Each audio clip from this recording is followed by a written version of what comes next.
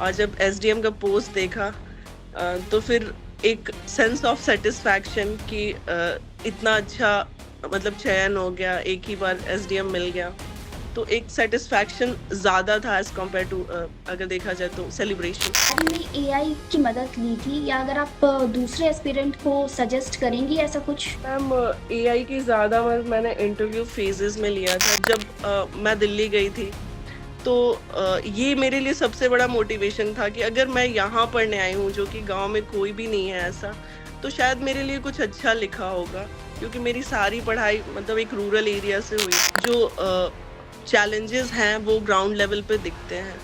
तो एजुकेशन मेरी पहली प्रायोरिटी है, स्पेशली विमेन एजुकेशन, क्योंकि हम खुद भी विमेन हैं, तो विमेन को देख के विमेन मोटिवेट फील करेंगे। यूपीएससी की तैयारी आगे हम करेंगे। नमस्कार, आप देख रहे हैं प्रभात खबर। मैं शांभवी और अभी हमारे साथ रोहतास की सुधा सिंह है। सुधा सिंह ने बीपीएससी परीक्षा में 167वीं रैंक हासिल की है। प्रभात खबर को जो ऑडियंस अभी देख रहे होंगे, सुन रहे होंगे, उन्हें सुधा सिंह की कहानी बिल्कुल अपनी कहानी जैसी लगेगी, क्योंकि ये एक बहुत ही साधारण परिवार से आती हैं। इनका बैकग्राउंड गांव से जुड़ा है और अपने घर कंफर्ट को छोड़कर दूर प्रदेश दिल्ली गई, तैयारी शुरू की और कई सालों की मेहनत के बाद आज ये सफलता मिली है। इस सफर में इनका साथ दिया, इनके भाई ने इन्हें बहुत ही ज्यादा मोटिवेट किया। तो सुधा सिंह को अभी बहुत सारी बधाइयां मिल रही होंगी दोस्तों, परिवार की।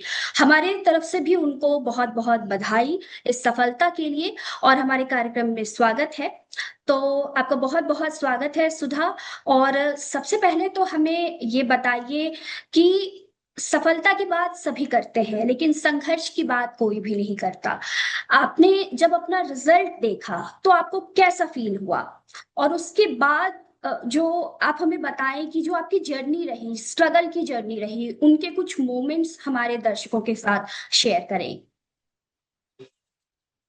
तो सर सबसे पहले तो थैंक यू, आपने कॉन्ग्रेचुलेट किया। और जो मेरी जर्नी रही, ये एक लंबी जर्नी थी। ऐसा नहीं था कि बहुत सडन कुछ चीजें मिल गई, क्योंकि इससे पहले भी मैंने इंटरव्यू दिया था और फिर उसके बाद सिलेक्शन नहीं हुआ था। तो इसमें काफी अप्स एंड डाउन्स भी देखे इसमें, इस सक्सेस से पहले। तो रिजल्ट की अगर मोमेंट बात करें तो वो एक ऐसा पल था जब देखते ही जब अपना नाम देखे तो ही आंखों से आंसू आ गए कि चलो सिलेक्शन हो गया। और जब एसडीएम का पोस्ट देखा तो फिर एक सेंस ऑफ सेटिस्फैक्शन कि इतना अच्छा मतलब चयन हो गया, एक ही बार एसडीएम मिल गया। तो एक सेटिस्फैक्शन ज्यादा था एज कम्पेयर टू अगर देखा जाए तो सेलिब्रेशन। पहले भी आपने बीपीएससी के अटेम्प्ट दिए थे? यस मैम, इससे पहले 2 अटेम्प्ट दिए थे, जिसमें एक अटेम्प्ट में हम इंटरव्यू तक पहुंचे थे। तो ये बताइए कि प्रीलिम्स और मेंस और इंटरव्यू तीनों की तैयारी का फेज बिल्कुल अलग होता है, जर्नी अलग होती है। तो आपने तीनों की तैयारी में कैसे अप्रोच इस्तेमाल किए, उसे फेज दर फेज हमें बताइए। जैसे प्रीलिम्स के लिए क्या किया, मेंस के लिए क्या अलग किया और इंटरव्यू के लिए? मैम अगर बात करें प्रीलिम्स के लिए तो सबसे पहले तो एक थॉरो सिलेबस को जानना, बीपीएससी के जो प्रीलिम्स उसको पहले समझना, और उसके बाद पीवाईक्यू का एनालिसिस। क्योंकि पीवाईक्यू एक गाइडेंस की तरह होता है जिस जो आपको गाइड करता है कि आपको पढ़ना क्या है और कितना पढ़ना है। तो सिलेबस पहला तो, और दूसरा प्रीवियस ईयर क्वेश्चंस, और तीसरा जो वेटेज हो सब्जेक्ट का उसके अकॉर्डिंग उसको पढ़ना।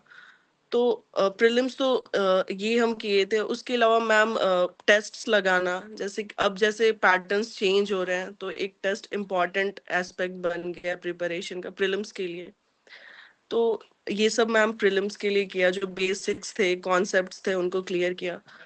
मेंस जो है, मेंस में अगर हम बात करें तो आंसर राइटिंग बहुत इंपॉर्टेंट हो जाता है, क्योंकि 3 घंटे में आपको 20 क्वेश्चंस लिखने होते हैं, उसमें भी 5 बड़े क्वेश्चन होते हैं, और अराउंड 60 पेजेस होते हैं एग्जाम में, मेंस एग्जाम में। तो एक स्पीड के साथ क्वालिटी इवॉल्व करना, तो ये सब के लिए प्रैक्टिस बहुत ज़रूरी होता है और कॉन्सेप्चुअल क्लैरिटी। और आज के डेट में जो क्वेश्चंस आते हैं वो बहुत डायनेमिक होते हैं, करंट से रिलेटेड होते हैं। तो न्यूज़पेपर और करंट का अच्छा एक अप्रोच होना बहुत ज़रूरी है। सुधा, आपने क्या अपनी तैयारी में एआई की मदद ली थी, या अगर आप दूसरे एस्पिरेंट को सजेस्ट करेंगी ऐसा कुछ? मैम, एआई की ज़्यादा मदद मैंने इंटरव्यू फेजेस में लिया था। जैसे कि कोई आर्टिकल है अगर न्यूज़पेपर में, बस टाइम की कमी है तो उस बड़े आर्टिकल को शॉर्ट में निपटाना, या कुछ समझ नहीं आ रहा है उसको इजी लैंग्वेजेस में कर देना। तो अगर एआई की बात करेंगे तो सबसे बड़ा अगर एआई का यूज़ किया तो हम अपने इंटरव्यू फेज में किए हैं। सोशल मीडिया पे आप कितनी एक्टिव रहती थी तैयारी के दौरान? मैम, सोशल मीडिया में सिर्फ मेरा व्हाट्सएप है, ऐसे फेसबुक अकाउंट्स मेरे बंद है। और इंस्टाग्राम मेरा अकाउंट कभी बनाया नहीं। ऐसे सोचा था कि जब ऑफिसर बन जाएंगे तभी इंस्टाग्राम एक्टिवेट करेंगे। तो सोशल मीडिया पे उतना एक्टिव नहीं थे। व्हाट्सएप क्योंकि एक मीडिया जरूरी है चीजों के लिए, तो व्हाट्सएप मेरा एक्टिव रहता था, व्हाट्सएप पे मैं एक्टिव था। सुधा, आपके बारे में यूपीएससी की भी आपने तैयारी की है। अ, कई फेज जी। आते हैं लाइफ में जब आप तैयारी कर रहे हो as an aspirant, as an student, तो आप बहुत लो फील करते हो, डाउन फील करते हो। वैसे मोमेंट आपने भी फेस किया होगा।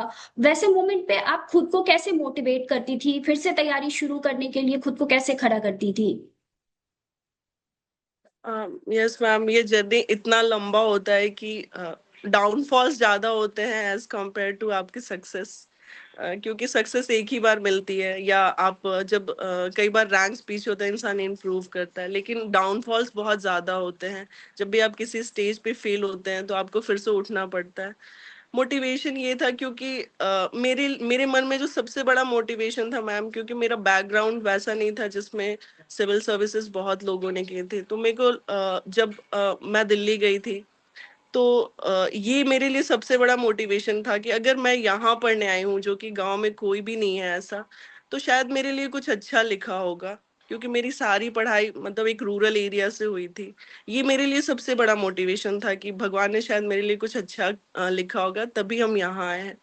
और जब दिल्ली जाने के बाद ये इसको हम अपॉर्चुनिटी के रूप में देखते थे कि ये अगर मौका मिला तो इसको हाथ से नहीं जाने देना है। तो कई बार डाउनफॉल में भी यही मेरे को दिखता था कि नहीं, फिर से उठना है और फिर से करना है। तो दिल्ली जाना मेरे लिए सबसे बड़ा मोटिवेशन था। आपने भी बताया था, और आपके भाई ने इस जर्नी में बहुत मदद की है। उनका क्या योगदान रहा है, और परिवार वालों को आप कैसे मतलब क्रेडिट देती हैं? मैम, हर इंसान के हर लेवल पे अलग अलग योगदान होता है, लेकिन अगर अपने भाई, जो छोटे भैया है मेरे, उन वो अ, जो ड्रीम्स बोलते हैं, क्योंकि हमारे घर में कोई भी सिविल सर्विसेज में नहीं है और मुझे ज्यादा जानकारी नहीं थी उस दौरान इसके बारे में। तो जो एक ड्रीम सपना दिखाना होता है वो भाई का ही था कि तुम ये करो, तुम्हारा हो जाएगा। और उसके बाद वो एकदम से सडन मेरे को दिल्ली ले जाके छोड़ दिए कि तुम यहाँ से आकार हुआ है वो उनकी वजह से ही हुआ है। क्योंकि अगर वो इस चीज पे विश्वास नहीं रखते और वो वहां पे मेरे को नहीं ले जाते तो शायद आज हम यहाँ नहीं होते। अगर माँ बाप की बात करें तो इमोशनली और फाइनेंशियली दोनों का बहुत योगदान रहा है। मम्मी कई बार जब गिरते थे तो कि ठीक है, नहीं हो जाएगा, उनको भरोसा रह, फेल होते तो वो लोग समझाते थे ठीक है, रिजल्ट से जज नहीं करते। तो सबका मिला जुला योगदान है। परिवार के सपोर्ट के बिना कोई भी कुछ नहीं कर सकता, बहुत बड़ा। और स्पेशली गर्ल के लाइफ में फैमिली का सपोर्ट बहुत जरूरी है। पढ़ाई के दौरान आप छोटे छोटे ब्रेक्स लेती थी, या लगातार पढ़ाई करती थी? और फिल्में देखना क्या आपको पसंद है, या फिल्में, वेब सीरीज आप कुछ देखती हैं? हाल फिलहाल में कोई फिल्म या वेब सीरीज आपने जो देख रखी हो? मैम, ब्रेक्स जैसे घर आ जाते थे जब छुट्टी होती, मतलब एग्जाम खत्म होता था तो घर आ जाते थे। या ब्रेक्स की बात करें तो मूवीज देखना पसंद था, बट उतना कभी टाइम नहीं मिला कि वेब सीरीज और मूवीज देखे। थोड़ा बहुत इंसान रील देख लेता है कि यूट्यूब या सॉन्ग्स और एटसेट्रा, इससे एंटरटेनमेंट हो जाता था। और कोई ऐसी फिल्म जो आपको अभी तक बहुत इंस्पिरेशनल लगी हो और आप दूसरे जो स्टूडेंट्स हैं उनको सजेस्ट करना चाहेंगी? मैम ऐसे कई सारी मूवीज हैं कि बहुत इंस्पिरेशनल है, जैसे कि एक नाम नहीं याद आ रही है, एक जानवी कपूर की एक मूवी थी जिसमें वो एयरफोर्स ऑफिसर बनती हैं, जी। वो मूवी। और उसके बाद 12th गुंजन फेल भी सक्सेना। देखे थे। जी। Gunjan Gunjan Saxena, yes ma'am. तो उसमें एक मोटिवेशन है कि कैसे एक लड़की इतनी आगे जाती है, और एक पेरेंट्स का सपोर्ट कितना इम्पोर्टेंट रोल प्ले करता है। ऐसी आप कुछ मूवीज। जी, आप रोहतास से हैं। अगर मान लीजिए कि आपकी पहली पोस्टिंग रोहतास में हो, तो आपको क्या लगता है कि किन चीजों पे आप सबसे पहले काम करना चाहेंगी? Yes ma'am. मैम मेरा क्योंकि हमेशा से प्रायोरिटी एजुकेशन को रहा है, और रोहतास में रहने के बावजूद भी काफी चैलेंज है रोहतास, क्योंकि एजुकेशन में आगे, अगर एक सेंसस देखा जाए तो रोहतास की लिटरेसी काफी अच्छी है। लेकिन जो चैलेंजेस हैं वो ग्राउंड लेवल पे दिखते हैं। तो एजुकेशन मेरी पहली प्रायोरिटी है, स्पेशली विमेन एजुकेशन, क्योंकि हम खुद भी विमेन है, तो विमेन को देख के विमेन मोटिवेट फील करेंगी। और अगर मेरा योगदान रहेगा तो जो इंफ्रास्ट्रक्चर हो और जो एजुकेशन के क्षेत्र में जो भी मेरे से कार्य हो पाएगा वो करने की कोशिश करूंगी। Secondary ma'am, health sector. और हेल्थ सेक्टर क्योंकि कहीं ना कहीं बिहार में थोड़ा बहुत डाउन फेज में है, उतना प्राइमरी हेल्थ केयर सेंटर्स नहीं है यहाँ पे। कई बार लोगों को बहुत दूर दूर जाना पड़ता है ट्रीटमेंट्स के लिए। अवेयरनेस कराना लोगों को प्रिवेंटिव केयर की तरफ, ये सब चीजें। और मैम एग्रीकल्चरल, क्योंकि बिहार में बहुत ज्यादा स्कोप नहीं है रोजगार के लिए, तो एग्रीकल्चर को इंडस्ट्रीज से जोड़ने की कोशिश, जिससे लोगों का इनकम जो हो वो एलिवेट हो पाए, ये सब चीजें।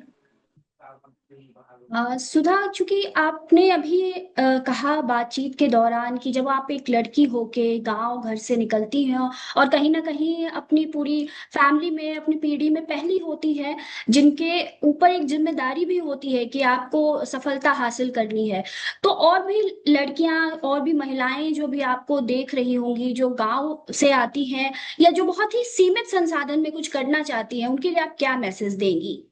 मैम सबसे पहला मैसेज तो यही होगा कि आप अपने ऊपर कॉन्फिडेंस रखिए। अगर आपकी मेहनत ऑनेस्टी, अगर ईमानदार है अपने मेहनत के टूवर्ड्स, तो आपको सफल बहुत बार फेल होते हैं और हमारे सक्सेस बहुत डीले होता है, तो हम सेल्फ डाउट भी करते हैं कि हमसे होगा कि नहीं। लोग बहुत जल्दी निकाल ले रहे हैं लेकिन हमें बहुत समय लग रहा है। तो ये नहीं कर, ये अगर आता भी है तो इससे आपको ऊपर उठना है।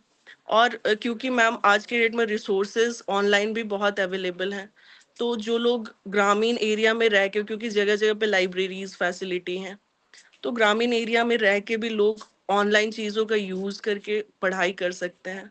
सबसे बड़ी चीज जो है वो कॉन्फिडेंस है, सेल्फ कॉन्फिडेंस। अगर आपका खुद पे आत्मविश्वास है तो आप कुछ भी कर सकते हैं। आपने यूपीएससी की भी तैयारी की है, तो क्या आप आगे भी बीपीएससी की सेवा में होते हुए कंटिन्यू करना चाहेंगे यूपीएससी की तैयारी?